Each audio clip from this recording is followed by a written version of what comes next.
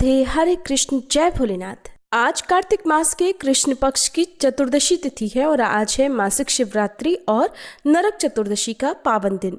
आइए आपको सुनाते हैं नरक चतुर्दशी के दिन सुनी जाने वाली कथा। मान्यता है कि नरक चतुर्दशी के दिन ही भगवान श्री कृष्ण ने नरकासुर का संहार करके धर्म की रक्षा की थी और संसार को भयमुक्त किया था। ऐसी भी मान्यता है कि इस दिन तेल का अभ्यंग स्नान, दीपदान और भगवान की पूजा करने से मनुष्य के सारे पाप नष्ट हो जाते हैं और उसे नरक के दुखों से भी मुक्ति प्राप्त होती है। तो आइए इसी दिव्य भावना के साथ अब सुनते हैं नरक चतुर्दशी की पावन कथा, जो हमें सिखाती है कि सच्चा प्रकाश केवल दीपों का ही नहीं बल्कि हमारे कर्मों का भी होता है। नरकासुर नामक एक महान पराक्रमी राक्षस था जो भूमि से उत्पन्न हुआ था। उसने देवराज इंद्र और संपूर्ण देवताओं को युद्ध में जीतकर देव माता अदिति के 2 तेजस्वी कुंडल छीन लिए थे। साथ ही देवताओं के तरह तरह के रत्न, इंद्र का ऐरावत हाथी, उच्च श्रवा घोड़ा, कुबेर की मणिमाणिक आदि और पद्मनिधि नामक शंख भी ले लिए थे। वह आकाश में विचरण करने वाला था और आकाश में ही नगर बनाकर उसके भीतर निवास करता था। एक दिन संपूर्ण देवता उसके भय से पीड़ित हो शचीपति इंद्र को आगे करके अनायास ही महान कर्म करने वाले भगवान श्री कृष्ण की शरण में गए। श्री कृष्ण ने भी नरकासुर की सारी चेष्टाएं सुनकर देवताओं को अभयदान देकर विनीतानंदन गरुड़ का स्मरण किया। सर्वदेव वंदित महाबली गरुड़ उसी समय भगवान के सामने हाथ जोड़े उपस्थित हो गए। भगवान सत्यभामा के साथ गरुड़ पर सवार हुए और मुनियों के द्वारा अपनी स्तुति सुनते हुए उस राक्षस के नगर में गए।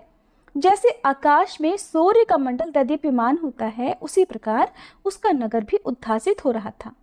उसमें दिव्य आभूषण धारण किए बहुत से राक्षस निवास करते थे। वह नगर देवताओं के लिए भी दुर्भेद्य था। भगवान ने उसके कई आवरण देख चक्र से उन्हें काट डाला। ठीक उसी तरह जैसे सूर्य अंधकार को नष्ट कर देते हैं, आवरण कट जाने पर समस्त राक्षस शूल उठाए सैकड़ों और हजारों के झुंड बनाकर युद्ध करने के लिए चल पड़े।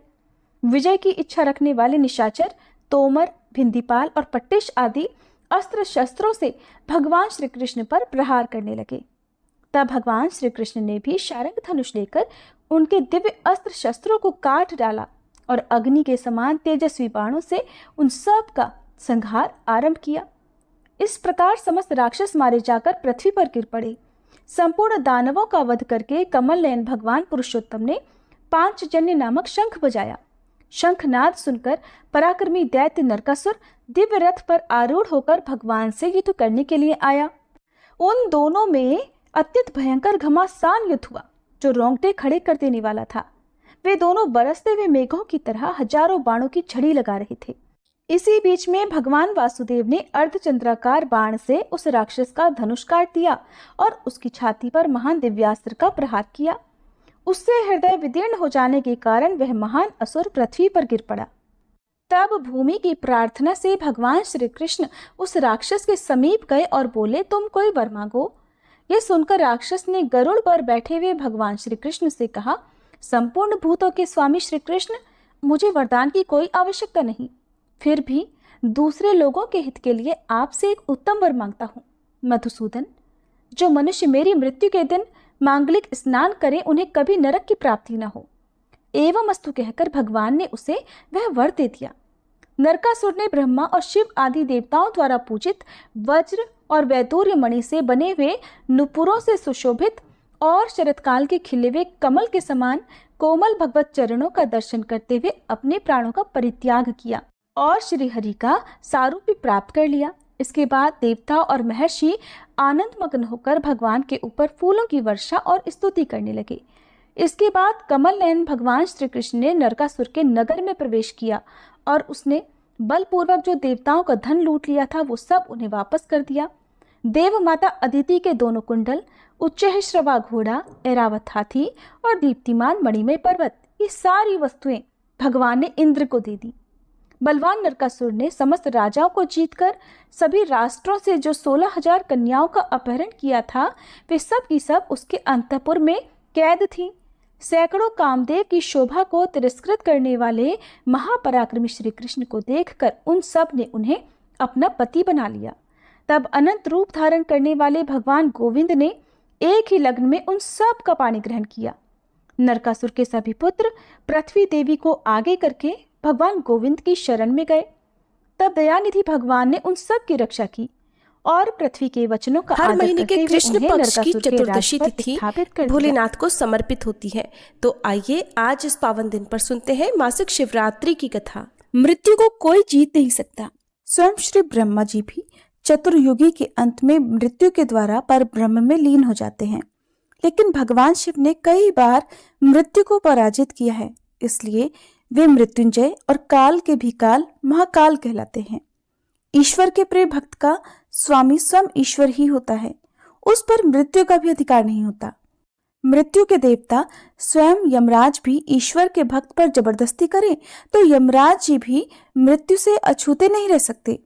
यह प्रसंग कोई काल्पनिक नहीं बल्कि महान शिव भक्त राजा श्वेत के जीवन में घटित घटना पर आधारित है। प्राचीन काल में कालंजर में शिव भक्त राजा श्वेत राज्य करते थे। उनकी भक्ति से उनके राज्य में किसी प्रकार की कोई कमी नहीं थी, कोई द्वेष, चिंता या अकाल नहीं था। बूढ़े होने पर राजा श्वेत अपने पुत्र को राज्य सौंपकर गोदावरी नदी के तट पर एक गुफा में शिवलिंग स्थापित कर भगवान शिव की आराधना में लीन हो गए। अब वे राजा श्वेत से महामुनि श्वेत बन गए थे। उनकी गुफा के चारों ओर पवित्रता, दिव्यता और सात्विकता का राज्य था। निर्जन गुफा में मुनि ने शिव भक्ति का प्रकाश फैलाया था। श्वेत मुनि को न तो कोई रोग था और न ही कोई शोक था, इसलिए आयु पूरी होने पर भी उन्हें उसकी अनुभूति नहीं हुई, क्योंकि उनका सारा ध्यान तो भगवान शिव की भक्ति में ही लगा हुआ था। वे अभय होकर रुद्राध्याय का पाठ कर रहे थे और उनका रोम रोम शिव जी की स्तुति से प्रतिध्वनित हो रहा था। यमदूतों ने मुनि के प्राण लेने के लिए जब गुफा में प्रवेश किया तो गुफा के द्वार पर ही उनके अंग शिथिल हो गए, वे सब जड़वत हो गए। वे गुफा के ही द्वार पर खड़े खड़े श्वेत मुनि की प्रतीक्षा करने लगे। इधर जब मृत्यु का समय निकलने लगा तो महाराज चित्रगुप्त ने यमराज जी से पूछा कि महाराज, श्वेत की आत्मा को लेकर यमदूत अभी तक क्यों नहीं आए? ये जानकर क्रोधित होकर स्वयं यमराज जी श्वेत के प्राण लेने के लिए पृथ्वी पर आ गए। गुफा के द्वार पर कांपते हुए यमदूतों ने यमराज से कहा, प्रभु, राजा श्वेत तो अब राजा न रहकर महामुनि हो गए हैं। वे शिव जी के परम भक्त और उनके द्वारा सुरक्षित हो गए हैं। अब तो हम उनकी ओर आंख तक उठाकर नहीं देख सकते। यमदूतों की बात सुनकर यमराज पाश लेकर श्वेत मुनि की कुटिया में प्रवेश कर गए। श्वेत मुनि उस समय भगवान शिव की पूजा में लीन थे। अपने सामने विकराल शरीर वाले मृत्यु के देवता यमराज को देखकर वे चौंक पड़े और शिवलिंग को पकड़ते हुए यमराज से कहा, देव, आप यहाँ क्यों पधारे हैं? जब वृषभ ध्वज मेरे रक्षक हैं तो मुझे किसी का कोई भय नहीं। महादेव इस शिवलिंग में विद्यमान है, इसलिए आप यहाँ से चले जाइए। तब यमराज जी ने कहा, श्वेत, तुम मुझे नहीं जानते, तुम्हें मुझसे कोई भी त्रिदेव यानी ब्रह्मा, विष्णु, महेश भी नहीं बचा सकते। मैं तुम्हें यमलोक ले जाने के लिए आया हूं। श्वेत मुनि ने निडरता से शिवलिंग को अंगों में भरते हुए यमराज से कहा कि आपने काल के भी काल महाकाल की भक्ति को चुनौती दी है। उमापति महादेव कण कण में विराजमान हैं और उनको पुकारने पर वे अपने भक्त की रक्षा करने के लिए अवश्य आते हैं। तब यमराज बोले कि मुझे शिवजी से भी कोई भय नहीं। ऐसा कहते हुए क्रोधित होकर यमराज ने हाथ में पाश लेकर श्वेत मुनि पर फंदा डाल दिया। श्वेत मुनि की रक्षा कर रहे भैरव बाबा ने यमराज को वापस लौट जाने की चेतावनी दी। शिव भक्त पर मृत्यु का आक्रमण भैरव बाबा को बर्दाश्त नहीं हुआ और उन्होंने यमराज पर प्रहार कर दिया, जिससे मृत्यु के देवता वहीं शांत हो गए। शिव भक्त की रक्षा के लिए फिर भगवान शिव के पुत्र कार्तिकेय जी भी वहां पहुंच गए और यमराज पर शक्ति अस्त्र से प्रहार कर दिया, जिससे मृत्यु के देवता यमराज की भी मृत्यु हो गई। यमराज की मृत्यु पर सभी देवता शिवजी से यमराज को पुनर्जीवित करने की प्रार्थना करने लगे। तब शिवजी ने देवताओं से कहा, मेरे और भगवान श्री विष्णु के जो भक्त हैं उनके स्वामी स्वयं हम हैं, इसलिए मृत्यु का भी हमारे भक्तों पर कोई अधिकार नहीं होता। स्वयं यमराज और उनके दूतों का उनकी ओर देखना भी पाप है और स्वयं यमराज भी हमारे भक्तों को अब प्रणाम करें। तब भगवान शिव ने देवताओं के आग्रह को मानते हुए यमराज को पुनर्जीवित कर दिया। फिर यमराज ने उठकर श्वेत मुनि से कहा, संपूर्ण लोकों में अजय तुमने मुझे भी जीत लिया। अब मैं तुम्हारा अनुगामी हूं। तुम भगवान शिव की ओर से मुझे अभय प्रदान करो। श्वेत मुनि ने यमराज से कहा, भक्त तो विनम्रता की मूर्ति होते हैं। देव आपके भय से सत्पुरुष परमात्मा की शरण लेते हैं। तब प्रसन्न होकर यमराज जी वहां से अपने लोक को चले गए। प्रेम से बोलिए भैरव बाबा की जय, यमराज जी की जय। शिव पुराण में वर्णित कथा के अनुसार प्राचीन काल में चित्रभानु नाम का एक शिकारी था। जानवरों की हत्या करके वह अपने परिवार का पेट पालता था। वो एक साहूकार का कर्जदार था, लेकिन उसका ऋण समय पर नहीं चुका पाया। तब क्रोधित होकर साहूकार ने शिकारी को शिव मठ में बंदी बना लिया। संयोग से उस दिन शिवरात्रि थी। साहूकार के घर पर पूजा हो रही थी। तब शिकारी भी ध्यानमग्न होकर भगवान शिव संबंधी धार्मिक बातें सुनता रहा। चतुर्दशी को उसने शिवरात्रि व्रत की कथा भी सुनी। शाम होते होते साहूकार ने उसे अपने पास बुला लिया और ऋण चुकाने के बारे में बात की। तब शिकारी ने अगले दिन साहूकार का सारा कर्ज चुका देने की बात की। तब साहूकार ने उसे बंधन से मुक्त कर दिया। अपनी दिनचर्या की तरह वह शिकारी जंगल में शिकार करने के लिए निकला, लेकिन दिन भर बंदी गृह में रखने के कारण वह भूख प्यास से व्याकुल था। शिकार ढूंढता हुआ वह बहुत दूर निकल आया। जब अंधेरा हो गया तो उसने सोचा कि अब तो रात जंगल में ही बितानी पड़ेगी।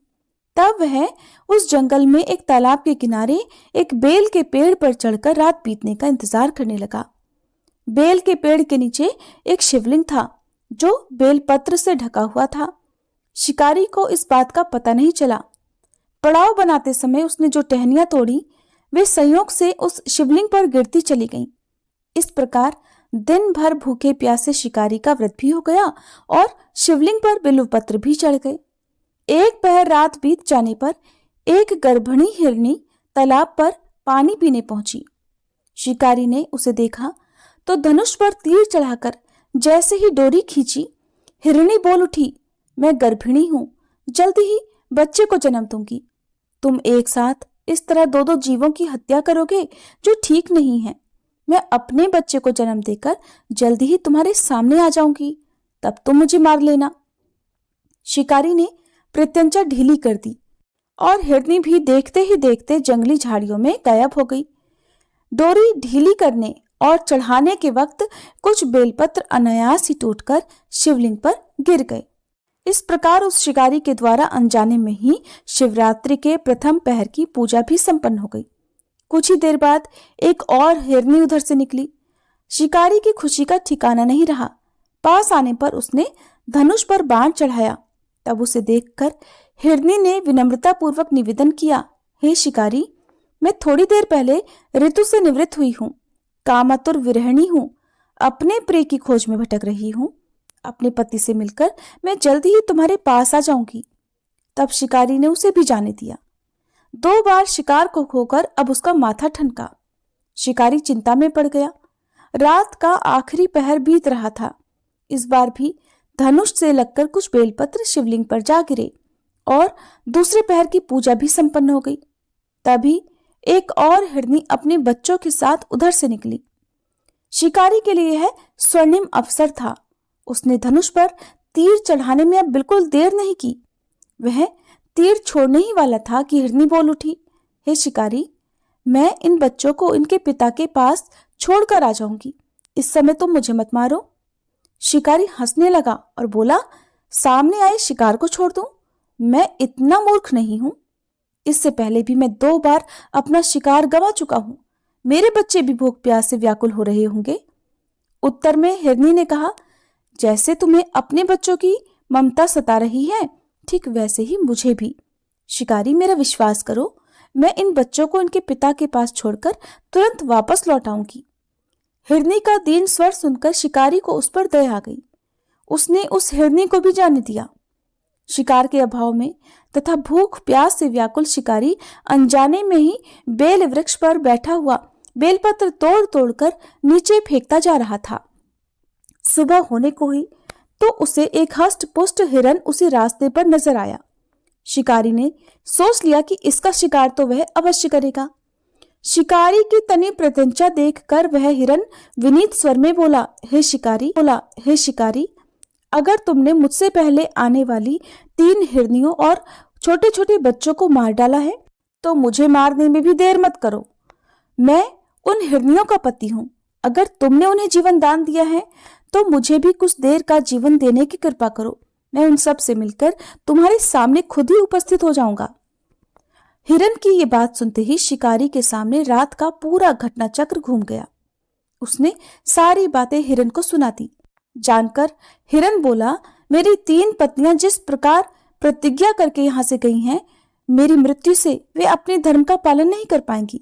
इसलिए हे शिकारी, जैसे तुमने उन पर विश्वास करके उन्हें छोड़ा है, वैसे ही इस समय मुझे भी जाने दो। मैं उन सब के साथ तुम्हारे सामने जल्दी ही उपस्थित होता हूँ। शिकारी ने हिरन की बात मानकर उसे भी जाने दिया। इस प्रकार प्रातः हो गई। उपवास, रात्रि जागरण और शिवलिंग पर बिल्वपत्र चढ़ाने से अनजाने में ही उस शिकारी से शिवरात्रि की पूजा भी पूरी हो गई। पर अनजाने में ही की गई पूजा का परिणाम उसे तत्काल मिल गया। शिकारी का हिंसक हृदय निर्मल हो गया, कोमल हो गया। अब उसके हृदय में भगवत शक्ति का वास हो गया। थोड़ी ही देर बाद देखते ही देखते वह हिरन अपने पूरे परिवार के सहित उसके सामने उपस्थित था, ताकि वह उन्हें मारकर शिकार कर सके। किंतु जंगली पशुओं की ऐसी सत्यता, सात्विकता और सामूहिक प्रेम भावना देखकर शिकारी को बड़ी ग्लानि हुई। उसे खुद से बड़ी शर्मिंदगी हुई। उसने उस मृग परिवार को जीवन दान दे दिया। अनजाने में शिवरात्रि के व्रत का पालन करने पर भी शिकारी को अंत में मोक्ष की प्राप्ति हुई। जब मृत्यु काल में यमदूत उसके जीव को ले जाने आए तो शिवगणों ने उन्हें वापस भेज दिया और शिकारी को शिवलोक ले गए। भगवान शिव की कृपा से ही अपने इस जन्म में राजा चित्रभानु अपने पिछले जन्म को याद रख पाए तथा महाशिवरात्रि के महत्व को जानकर उसका अगले जन्म में भी पालन कर पाए। हर हर महादेव, जय भोलेनाथ। आज की कथाएं समाप्त हुई। उम्मीद है आपको पसंद आई होंगी।